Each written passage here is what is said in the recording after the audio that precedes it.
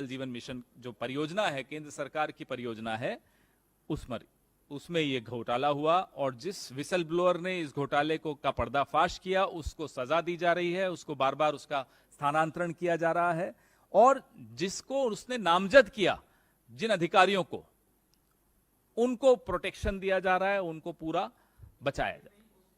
जी, कश्मीर ही में पोस्टेड है और इसमें जो दो लोगों पर, जो राजनीतिक लोगों पर शक की सुई जाती है, एक का नाम मैं लिया, एक का मैं भूल गया, मैं अभी ले लेता हूं, मनोज सिन्हा का नाम लिया, और जो जल जीवन मिशन के केंद्रीय मंत्री हैं शेखावत साहब, उन पर भी एक शक की सुई जाती है कि उन्होंने क्यों एक विसल ब्लोअर को सजा देने दी या दी और नामजद अधिकारियों को बचाया गया जिन पर यह आरोप था कि वो भ्रष्टाचार में लिप्त हैं।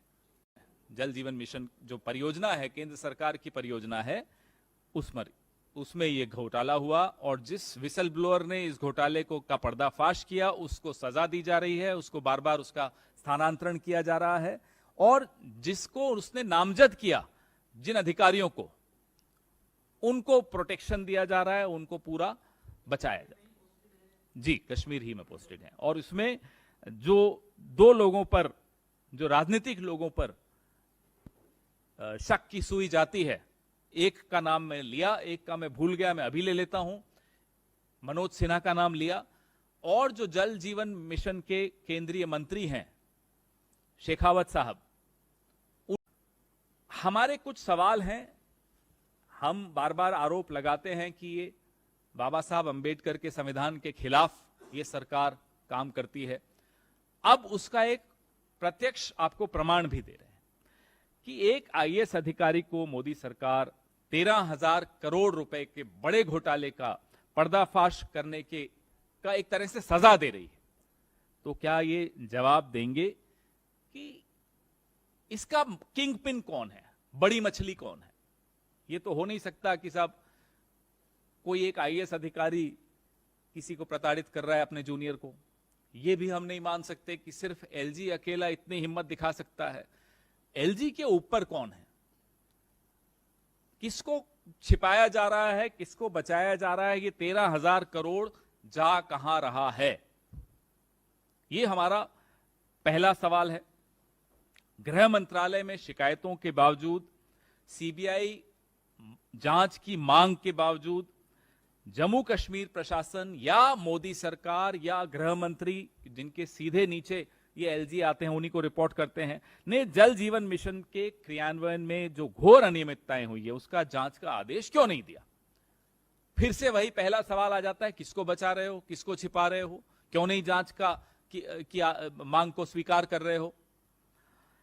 और एक दलित आईएएस अधिकारी का उत्पीड़न, वो राष्ट्रीय अनुसूचित जाति आयोग को वो लिखता है, आज तक इस आयोग ने क्या मनोज सिन्हा को तलब किया? हमें मालूम है नहीं किया, तो हम जानना चाहते हैं क्यों नहीं किया।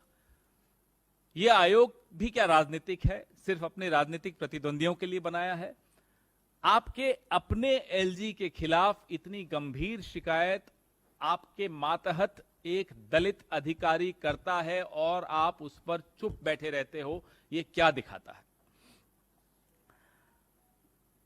मोदी सरकार ने इस अधिकारी अशोक परमार के खिलाफ झूठे आरोप भी लगाए, यह दावा करते हुए कि कॉन्ट्रैक्ट समिति का वो प्रमुख बनना चाहते थे, जबकि इसका कोई लिखित कहीं भी आपको रिकॉर्ड नहीं मिलेगा। हवा में आरोप लगा दिए, उसको डिस्क्रेडिट करने के लिए, उसकी जो बात है उसको एक तरह से मटियामेट करने के लिए।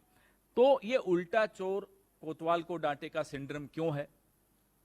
आपके अपने राज्य का अधिकारी है, संघर्ष करके यहां तक पहुंचा है, एकदम जो हिंदी पिक्चरों में भी देखते हैं ना, उससे भी ज्यादा कड़ा संघर्ष इस व्यक्ति ने, इसके परिवार ने किया यहां तक पहुंचने के लिए।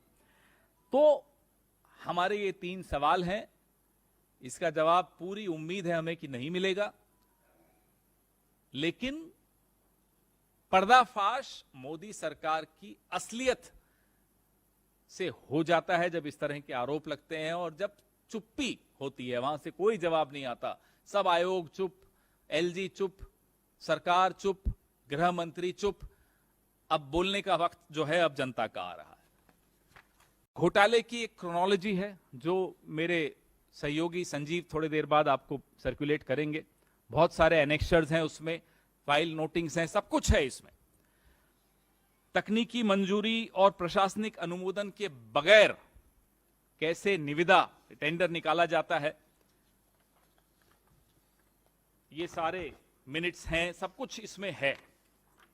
और कैसे इंजीनियर्स की और अधिकारियों की जो कि शामिल हैं इस कांड में, उनको प्रमोशन दिया जाता है, उसको सही जगह पर उनको बैठाया जाता है, और जो जानकारी सार्वजनिक करना चाहता है उसको प्रताड़ित किया जा रहा है। अनियमितताएं बाहर न आए उसके लिए योजनाओं को बांट दिया जाता है, क्लब करने की जगह अलग अलग कर दिया जाता है। और कॉम्पोजिट टेंडर की एक प्रथा थी, उसको कैसे त्याग दिया जाता है, वो सारा खुलासा ये जो अशोक परमार हैं इन्होंने सार्वजनिक किया। विसल ब्लोअर बने, उनके साथ क्या हुआ मैंने आपको बताया ही है।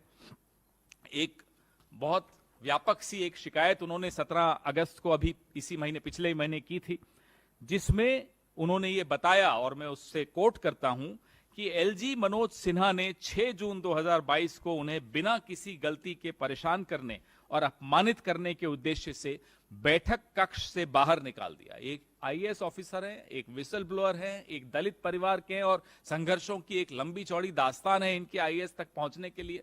गुजरात से आते हैं, उनको सचिवों की समिति की बैठक से कक्ष से बाहर निकाल दिया जाता है, और भारत सरकार की जो स्थानांतरण नीति है, जो ट्रांसफर पॉलिसी है, उसका उल्लंघन करते हुए लगातार इनका स्थानांतरण किया जाता है।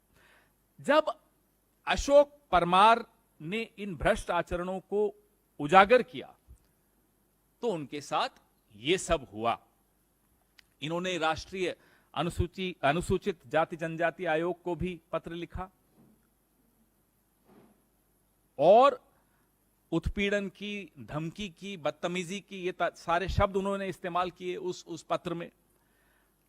स्थानांतरण के बारे में सवाल भी उठाए कि साहब एक जातिगत भेदभाव और पूर्वाग्रह से ग्रसित होकर ये स्थानांतरण किया जा रहा है या उनको प्रताड़ित किया जा रहा है, लेकिन कोई जवाब नहीं मिला। मैंने अपने प्रेस नोट में जो नामित अधिकारी हैं जिन पर भ्रष्टाचार का आरोप अशोक परमार जी ने लगाया है, उनका पूरा जिक्र इसमें किया है।